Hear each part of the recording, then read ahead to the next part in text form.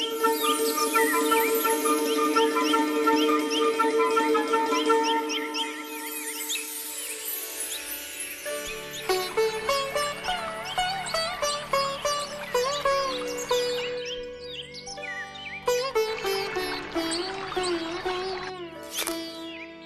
ব্যাপার, আমার গাছের ফুলেরা মনে হয় আজকে খুব খুশি।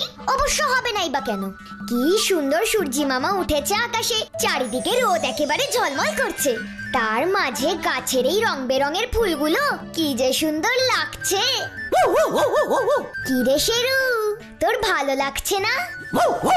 জানি তো তোরও ভালো লাগছে, আজকের দিনটাই আসলে এমন। কে?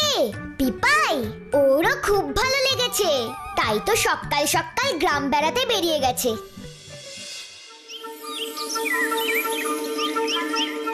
চল না ভুতু, আজ একবার আমাদের ফুলপাহাড়ি নদীর ধার থেকে ঘুরে আসি। হ্যাঁ তাই চলো লজেন্স দাদা, প্রতিদিন তো আমরা পার্কে বসেই গল্প করি, আজ একবার গোটা ফুলপাহাড়িটাই ঘুরে দেখে আসি। হ্যাঁ হ্যাঁ চল ভুতু।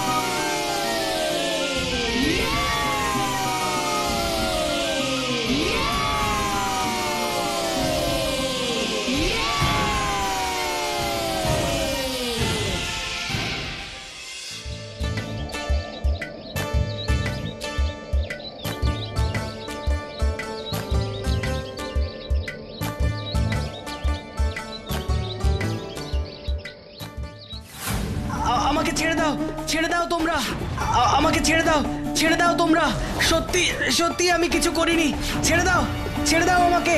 করিসনি না? কি ভেবেছিলিস আমরা তোকে ধরতে পারবো না? জমিদার বাবুর কাছে চল, তারপর বুঝবি কত ধানে কত চাল। না, আমাকে ছেড়ে দাও, ছেড়ে দাও আমাকে, আমাকে ছেড়ে দাও, ছেড়ে দাও। ওই ছেলেটাকে ওরা জোর করে ধরে নিয়ে যাচ্ছে কেন গো লজেন্স দাদা? সেটা তো আমিও বুঝতে পারছি না রে ভুতু। লাঠিয়াতে ওই লোকগুলোই বা কারা? ওদের তো আগে কখনো ফুলপাহাড়িতে দেখিনি। আর ছেলেটাই বা কে? ওকে তো কখনো ফুলপাহাড়িতে দেখেছি বলে মনে করতে পারছি না। চলো তো একবার গিয়ে দেখে আসি আসল ব্যাপারটা কি। ছাড়ো, ছাড়ো, ছাড়ো, ছেড়ে দাও আমাকে, ছেড়ে দাও বলছি, ছাড়ো। না না, কিছুতেই তোকে ছাড়বো না ফটিক, কিছুতেই ছাড়বো না। তোমরা কারা? আমরা মাধবপুরের জমিদারের লাঠিয়াল। তোমরা মাধবপুরের জমিদার বাবুর লাঠিয়াল? হ্যাঁ। তোমরা ওকে কোথায় ধরে নিয়ে যাচ্ছ? কেন? জেলখানার তালা ভেঙে পালালে তো ধরে নিয়েই যেতে হবে। এই ছেলেটা জেলখানার তালা ভেঙে পালিয়েছিল? না, আমি জমিদার বাবুর জেলখানার তালা ভেঙে পালাইনি। তাহলে কি জেলখানার অত বড় তালা এমনি এমনি খুলে গেল ফটিক? না, এমনি খুলবে কেন? আমি ওই তালার একটা চাবি জেলখানার দেওয়ালে এঁকেছিলাম, তারপর সেই চাবি তালায় ঢোকাতেই তালাটা খুলে গেল। ও, তালা খুলে গেল আর তুই সুরসুর সুরসুর করে বেরিয়ে জেলখানা থেকে পালিয়ে গেলি, তাই তো? মিথ্যে কথা বলার আর লোক খুঁজে পেলি না, তাই না? না, আমি মিথ্যে কথা বলছি না, শোনো। মানে তুমি কি বলতে চাইছো ফটিক? তুমি একটা চাবি আঁকলে আর সেটা সত্যিকারের চাবি হয়ে গেল? হ্যাঁ, আমি মন থেকে যেটা আঁকি সেটাই সত্যিকারের হয়ে যায়। মিথ্যে কথা, সব মিথ্যে কথা। এই ফটিকের একটা কথাও তোমরা বিশ্বাস করো না। দাঁড়াও, তার আগে ও সত্যি বলছে না মিথ্যে বলছে সেটা আমরা একবার দেখতে চাই। হ্যাঁ, দেখতে চাই। ঠিক আছে, আমি এক্ষুনি এঁকে দেখাচ্ছি।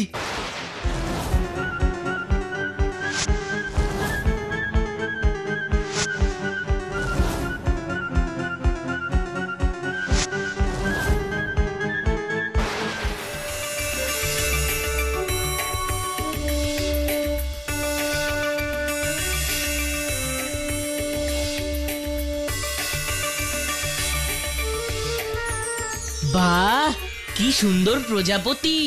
এবার তোমরা দেখো আমার আঁকা প্রজাপতিটা কেমন জীবন্ত হয়ে উড়ে যায়।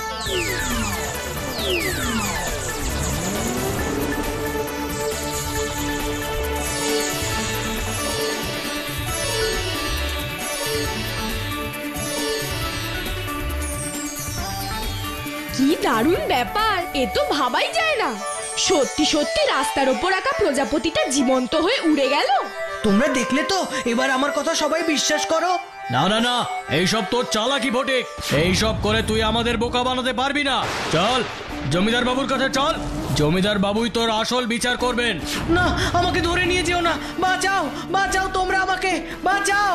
ফটিককে তোমরা ধরে নিয়ে যেও না, ওকে ছেড়ে দাও। কোনো ছাড়াছাড়ি নেই। শোনো, তোমরা যদি আমাদের কাছে বাধা দাও তাহলে আমরা তোমাদেরকেও ধরে নিয়ে যাব, কথাটা মনে রেখো। চল বলছি, চল।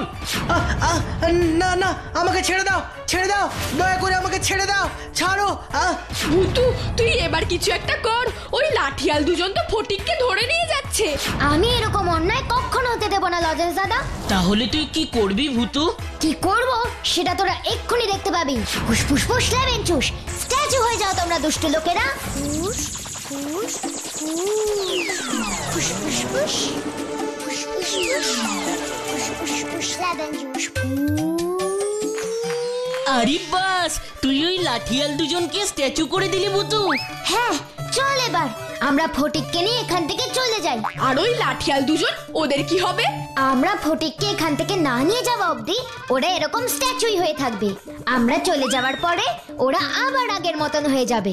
বুঝেছি, চল। তুমি আমাদের সঙ্গে চলো ফটিক, আমরা থাকতে তোমার কোনো ভয় নেই। হ্যাঁ হ্যাঁ, চলো ফটিক, আমাদের তাড়াতাড়ি এখান থেকে যেতে হবে। ঠিক আছে।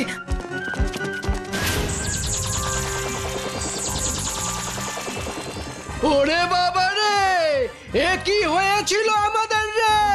হ্যাঁ, একেবারে যেন পাথর হয়ে গেছিলাম। ওরে বাবা রে, পালা রে, পালা রে, পালা। তোমরা আমার এত বড় উপকার করলে, কিন্তু আমি তো তোমাদের কারোর নামই জানি না। তোমরা কারা? আমি লজেন্স। আমি গাব্বু। আমি এসআরকে। আর এ হলো রানী। আর আমি ভূতু। আমাদের সঙ্গে তো পরিচয় হলো, এবার বলো তো ফটিক, তুমি কি এমন করেছিলে যে জমিদার বাবু তোমায় জেলখানায় বন্ধ করে রেখেছিল? বলছি বলছি, সব বলছি তোমাদের। আমার বাবার সাথে আমিও জমিদার বাবুর বাড়িতেই থাকতাম। আমার বাবা জমিদার বাবুর বাড়িতে রান্নার কাজ করতেন, কিন্তু আমার রান্নার কাজ করতে ভালো লাগে না। তাহলে তোমার কি ভালো লাগে ফটিক? শুধু ছবি আঁকতেই ভালো লাগে আমার, আর কিচ্ছু ভালো লাগে না। তাই বাবা যখন রান্নার কাজ করতেন, আমি তখন লুকিয়ে জমিদার বাবুর বাড়ির দেওয়ালে ছবি আঁকতাম। ওই ছবি আঁকার কারণেই জমিদার বাবু আমাকে ওনার জেলখানায় বন্দি করেন। ও, এই ব্যাপার। তুমি চিন্তা করো না, এখন থেকে তুমি আমাদের ফুলপাহাড়িতেই থাকবে আর মনের আনন্দে ছবি আঁকবে। কিন্তু ফটিক এখানে কার বাড়িতে থাকবে লজেন্স দাদা? সেটাও তো একটা চিন্তার ব্যাপার। ঠিক আছে, তোরা সবাই শোন। বলো, কি বলবে? আজ আমরা প্রত্যেকে বাড়ি গিয়ে ফটিকের কথা বলবো। আশা করি ওর কথা শুনে আমাদের বাড়ির কেউ না কেউ রাজি হয়েই যাবে ওকে রাখার জন্য। আর যদি রাজি না হয় তখন? আগে থেকেই রাজি না হওয়ার কথা বলছিস কেন গাব্বু? আগে তো একবার চেষ্টা করে দেখি, তারপর না হলে অন্য কোনো উপায় বের করা যাবে। ঠিক আছে, তাই হবে। ফটিক, তুমি এখানেই আমাদের জন্য অপেক্ষা করো, আমরা বাড়ি থেকে কথা বলে আসছি। ঠিক আছে রাজেশ দাদা, তোমরা ফিরে না আসা অবধি আমি এই পার্কেই অপেক্ষা করব।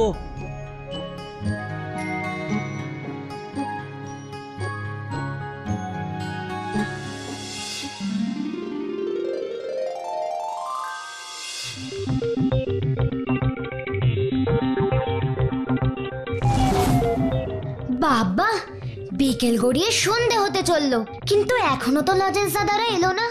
তাহলে কি? হ্যাঁ, ওই তো লজেন্স দাদারা চলে এসছে। দেখি কি খবর আনলো। না রে ভুতু, আমাদের বাড়ির বড়রা কেউ রাজি হচ্ছে না। ফটিককে বাড়িতে রাখতে কেউ চাইছে না।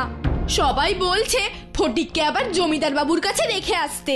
কিন্তু জমিদার বাবুর কাছে দিয়ে এলে যে ফটিককে ওরা আবার জেলখানায় বন্দি করে রাখবে। না না না, তা সেটাও হতে পারে না।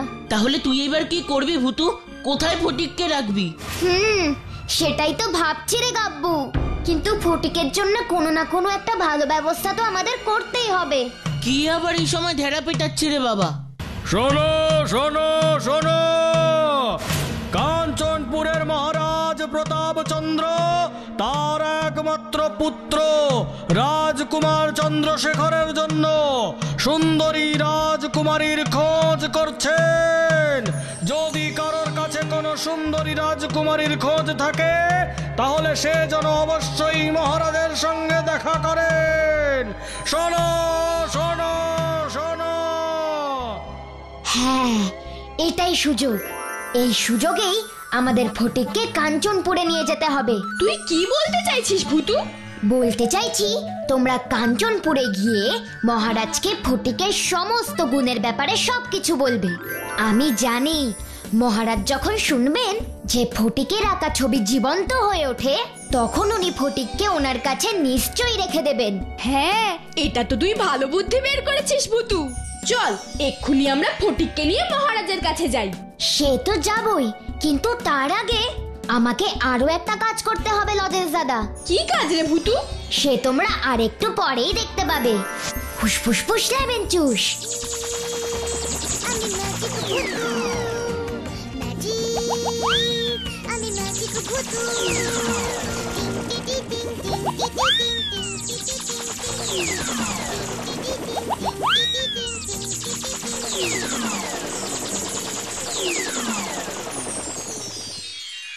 আরে এমন রাজকুমারের মতন পোশাক আমাদের কে পরালো? ম্যাজিক, সবই ম্যাজিক ফটিক।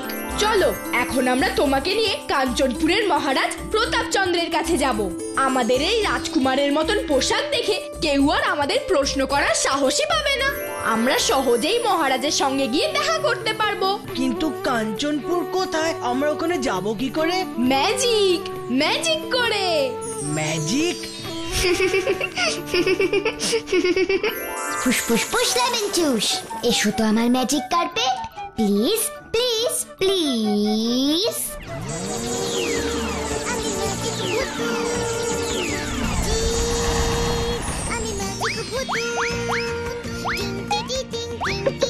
এটা কি লজেন্স দাদা? এইটা হলো আমাদের ম্যাজিক কার্পেট। এই ম্যাজিক কার্পেটে করে আমরা তোমাকে কাঞ্চনপুরের মহারাজ প্রতাপচন্দ্রের কাছে নিয়ে যাব। তোমাদের কথা সবই তো বুঝলাম লজেন্স, কিন্তু এখন আমার মন যে ভালো নেই, তাই এখন আমি ফটিককে কোনো সাহায্য করতে পারবো না। আপনার মন কেন ভালো নেই মহারাজ? রাজকুমার চন্দ্রশেখরের জন্য আমি তো এখনো কোনো সুন্দরী রাজকুমারী খুঁজে পেলাম না। ও এই ব্যাপার মহারাজ, কিন্তু আপনি এই নিয়ে কোনো চিন্তা করবেন না। রাজকুমারের জন্য সুন্দরী রাজকুমারীর সন্ধান আপনি ঠিকই পেয়ে যাবেন, যদি ফটিককে একবার সুযোগ দেন। কি বলতে চাইছো?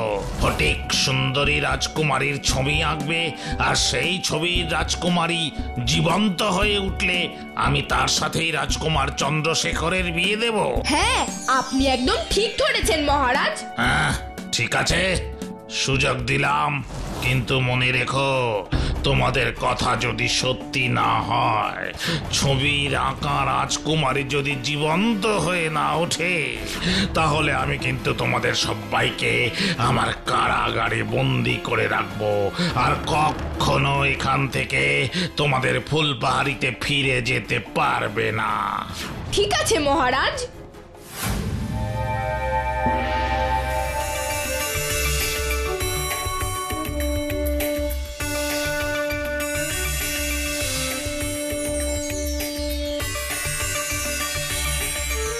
না না, হচ্ছে না ফটিক, হচ্ছে না।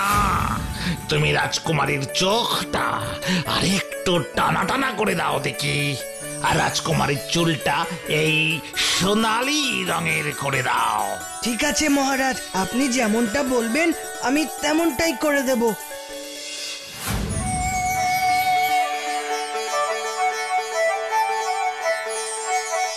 বাহ, ছবিটা তো বেশ সুন্দর হয়েছে, কিন্তু জীবন্ত হলো কই? আমি কি এই ছবির সাথে রাজকুমারের বিয়ে দেব? আমার সাথে চালাকি।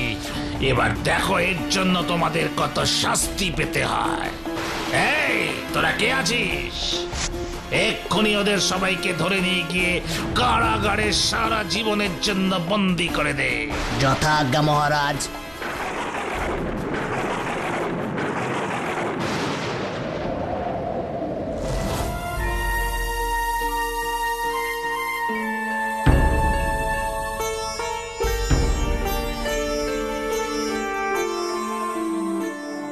তোমার আঁকা রাজকুমারীর ছবি জীবন্ত হয়ে উঠলো না কেন ফটিক? কি করে উঠবে লজেন্স দাদা? ওই ছবি তো আমি আমার মনের মতন করে আঁকতে পারিনি।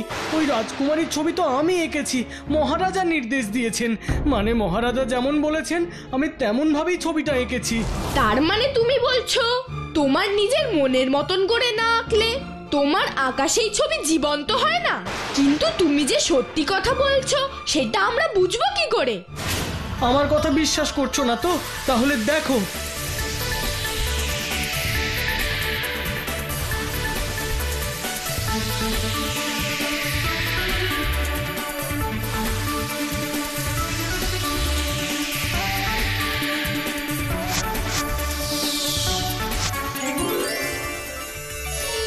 এটা তো একটা বিড়ালের ছবি। ওরে বাবা, এ তো একটা ইঁদুর চলে গেল আমার পায়ের ওপর দিয়ে।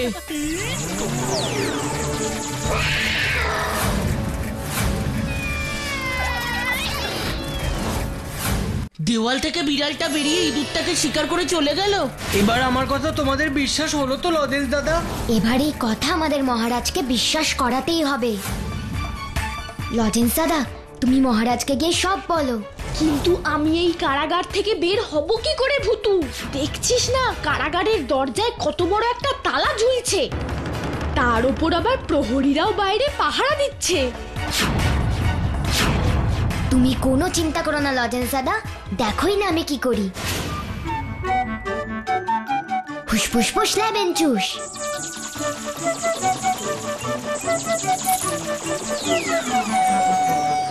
তালা খুলে গেছে, এবার প্রহরীদের ঘুম পাড়াতে হবে।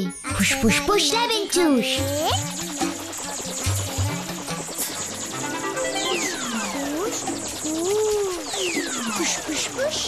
আমরা যে পাহারা দিতে পারছি না রে। আমিও পারছি না রে, খুব ঘুম পাচ্ছে। এবার আমাকে মহারাজের কাছে গিয়ে ফটিকের ছবি আঁকার ব্যাপারে সব বুঝিয়ে বলতে হবে।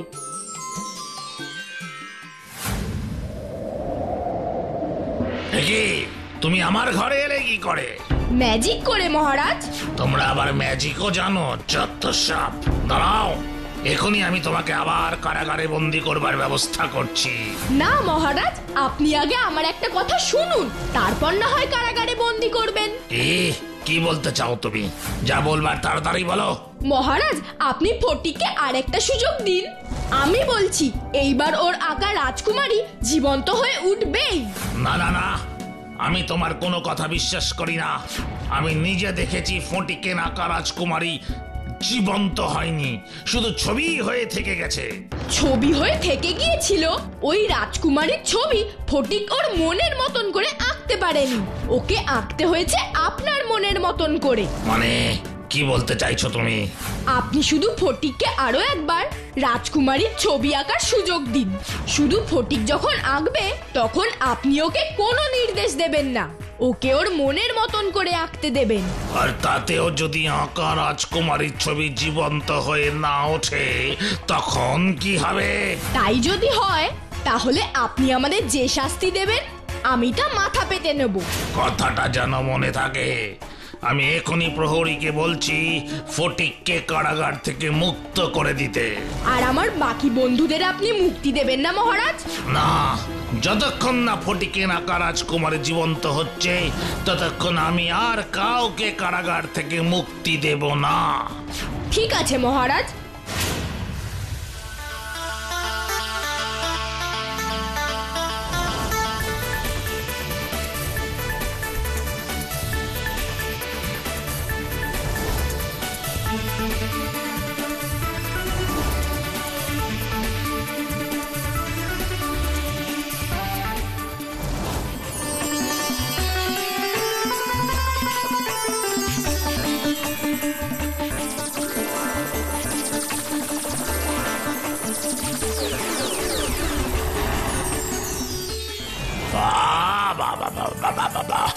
চমৎকার ফটিক, চমৎকার।